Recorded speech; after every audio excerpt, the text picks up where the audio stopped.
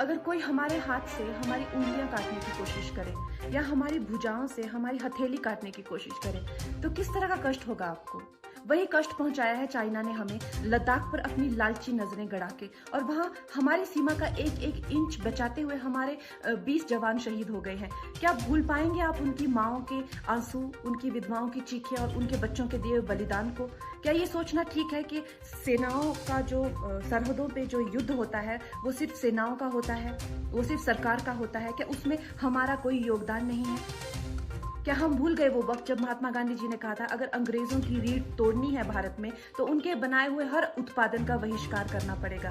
तो क्या ये जरूरी नहीं है कि हम भी इस युद्ध में हिस्सा लें, क्योंकि लद्दाख सिर्फ एक जमीन का टुकड़ा नहीं है, भारत की अस्मिता का एक बहुत बड़ा हिस्सा है, भारत की हथेली है। हम उसे किसी तरह से इस दुश्मनों के उनके गंदे इरादों में सफल नहीं होने दे सकते। तो क्या हम लोगों को इसमें हिस्सा नहीं लेना चाहिए कि जो चाइनीज जितनी भी गुड्स हैं, जितने भी उनके प्रोडक्ट्स हैं, जिन भी कंपनीज में उन्होंने इन्वेस्ट किया हुआ है उनसे उनको रिटर्न्स आते हैं, रेवेन्यूज आते हैं, ऑर्गेनाइजेशंस है, उन सब का बहिष्कार करें ताकि वो उस संपत्ति से जो यहाँ से इंडिया से इकट्ठी करके जाते हैं उस संपत्ति से हथियार खरीद के हमारे सैनिकों के सीने छन्नी करते हैं। तो क्या हम इस युद्ध में हम चाइना का साथ दे सकते हैं? आप बताइए।